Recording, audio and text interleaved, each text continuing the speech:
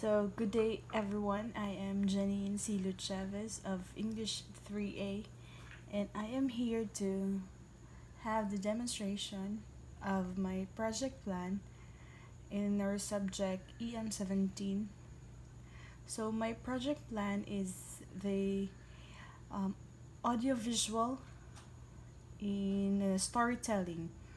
So, I will use a audiovisual material to in telling a story to my class. So before I will proceed to the discussion or the application of my project plan, I wanted to share to you the applications I have used in the making of my project plan. So first, I have visited youtube.com to have the video of my chosen story.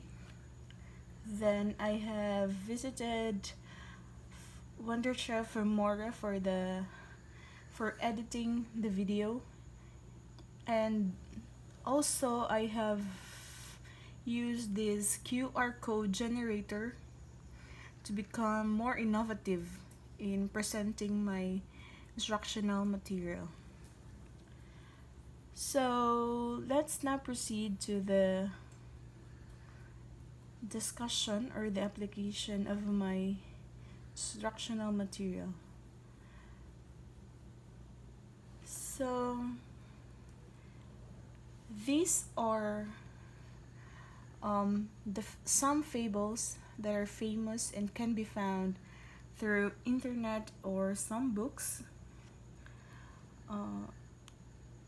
So my learning objectives are this. Students will listen to an example of a fable. Students will answer questions about the story and predict what will happen next. Students will offer their own examples of morals and lessons to the rest of the class. Students will draw pictures and write sentences demonstrating their understanding of the lesson. And students will provide their own examples of stories or fables with lesson or morals in them. So earlier I have said to you that I have used this QR code generator.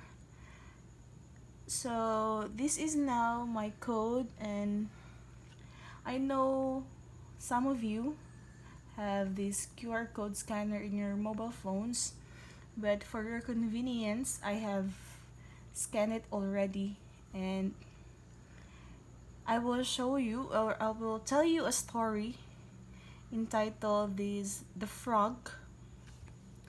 The story of the frog, you give up, you die. So I will use these audiovisual instructional materials for this story. So now I will begin my story.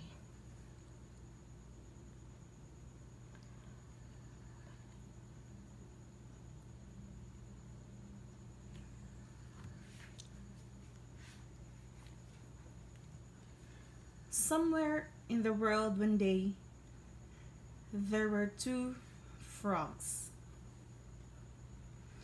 These frogs were best friends like brothers.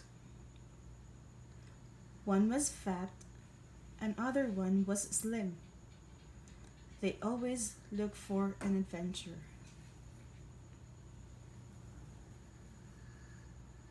One day, they saw a farmer along with a bucket. The frogs were curious about it. They were excited to see what's inside the bucket. Because the bucket was so big and they couldn't see what was inside, and so they just jumped in.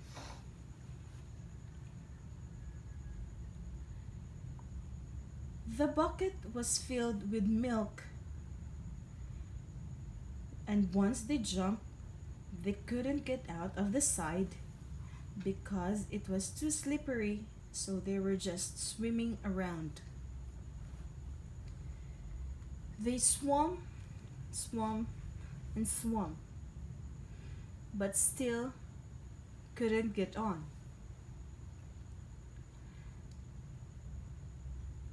After 1 hour, the fat frog said to his friend, "Brother Frog, there is no use of surviving. We're just going to drown. We will die, so it will be better to give up. This is no point. No one will come and save us, nor we will turn into butterflies and fly away." But his friend replied, "Hold on, Brother Frog.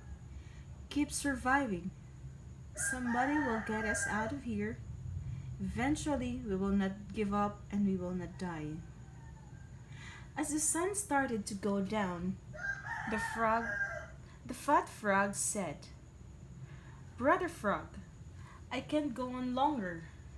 There is no sense of doing because we're going to drown anyway.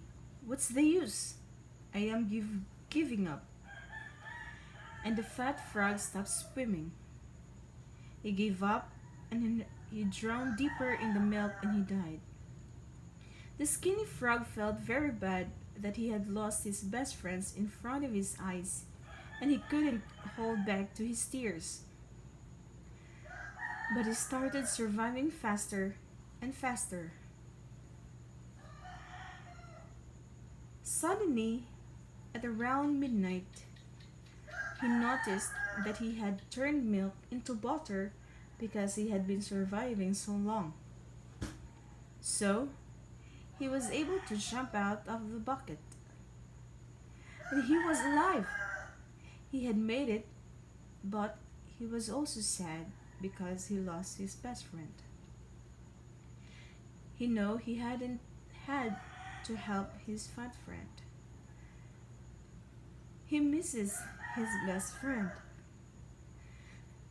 Years later, he married to Frog Lady, and lots of frog sand. He named the fat frog friend to keep his memory alive because he messed up daily.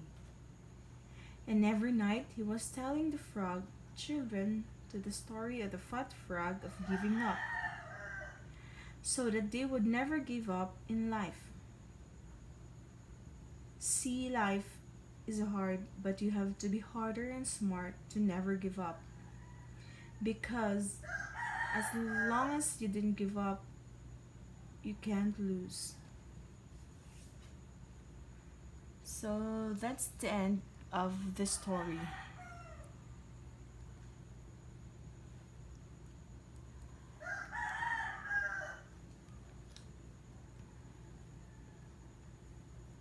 So, what did you learn from listening and watching to the story?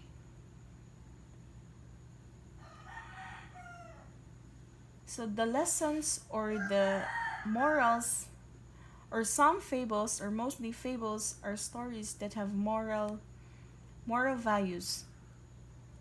So what do you mean by moral?